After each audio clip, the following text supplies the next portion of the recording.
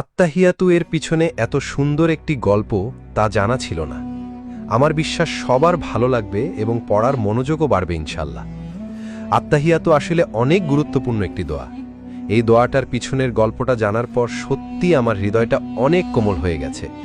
আত্তাহিয়াতু আসলে আল্লাহর সাথে আমাদের মহানবী সাল্লাল্লাহু আলাইহি ওয়াসাল্লাম কথোপকথন একটা অংশ, যা আমাদের মহানবী সাল্লাল্লাহু আলাইহি ওয়াসাল্লাম ইসরায়েল মিরাজ যাত্রার সময় হয়েছে মহান আল্লাহর সাথে। মহানবী সাল্লাল্লাহু আলাইহি ওয়াসাল্লাম যখন আল্লাহর সাথে কথোপকথন শুরু করে তখন আল্লাহকে আসসালামু আলাইকুম বলেননি। তাহলে কি বলেছিল? কারণ আমরা মহান আল্লাহকে বলতে পারবো না আল্লাহ আপনার উপর শান্তি নাজিল হোক, কারণ আল্লাহ নিজেই একমাত্র পৃথিবীর সকল শান্তির এবং রহমতের উৎপত্তিস্থল।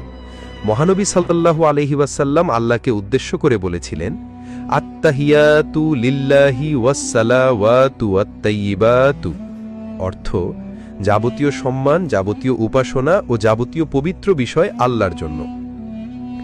উত্তরে মহান আল্লাহ বলেন, আসসালামু আলাইকা আইয়ুহান নাবিয়্যু ওয়া রাহমাতুল্লাহি ওয়া বারাকাতুহু, অর্থ হে নবী, আপনার উপরে শান্তি বর্ষিত হোক এবং আল্লাহর অনুগ্রহ ও সমৃদ্ধিসমূহ নাজিল হোক।